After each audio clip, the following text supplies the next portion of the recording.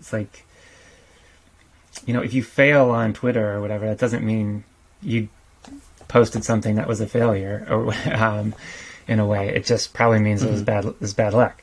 And so, like, people's kind of... How sure are you about that? Because a lot of money goes into this, right? I mean, there's an insane amount of attention to people who are consuming stuff, but also people trying to sell, and to solve this very question, like, what makes something viral? What makes something, someone popular? I can think of one example, you know, Stat News, which is like the medical news site. Yeah. It's an online magazine, and they talked about Dr. Jha, you know, and how he became like the voice, the online voice of COVID, like a trusted voice. You know, and then I can think of like Brett Weinstein and his wife, right, who've been talking about the lab leak hypothesis for a while now, and how that has swung through social media in terms of the valence. Like, oh, it's this horrible idea, you're an idiot for thinking about it. Now it's like coming back into play. I mean, how sure are you that it's just bad luck, or was it just bad marketing? I mean, was it the parameters they were using? Did they select the wrong filters? Did they, you know, isn't this the thing everyone's trying to solve using social media as a platform? So how do I get my message to you, and why isn't my success related to that? Like, is it bad luck, or is it just I did a bad job? Yeah, I mean, so what I can say, like, am really sure about is that there are two components, which is that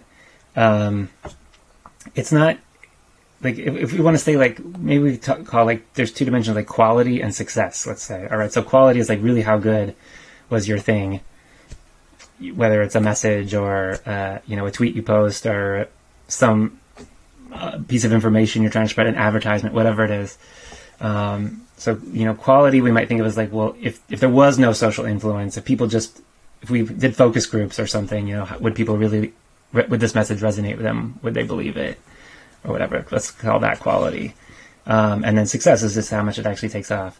And so quality definitely correlates with success. Like, we know that you're more likely to succeed if you have something better, and you're less likely to succeed if you have something that's bad. And what the data tends to show is that, like, the bad stuff almost never succeeds. It's very rare to have something that people individually really dislike, but that somehow takes off. That almost never happens. But what we do see often is that stuff that's really, really good, that people could like individually, doesn't make it. And that sometimes the stuff that really does make it could be more middle of the road. So there's a huge component that's random, is what I would say. You know, it's very, the level of interesting how much you can predict it based on quality is really, really low. And so, so there's in the skill plus luck equation, you know, there's a much bigger weight on luck than there is on skill. But you do have to kind of have some minimum level of skill, or else you're definitely not going to go anywhere.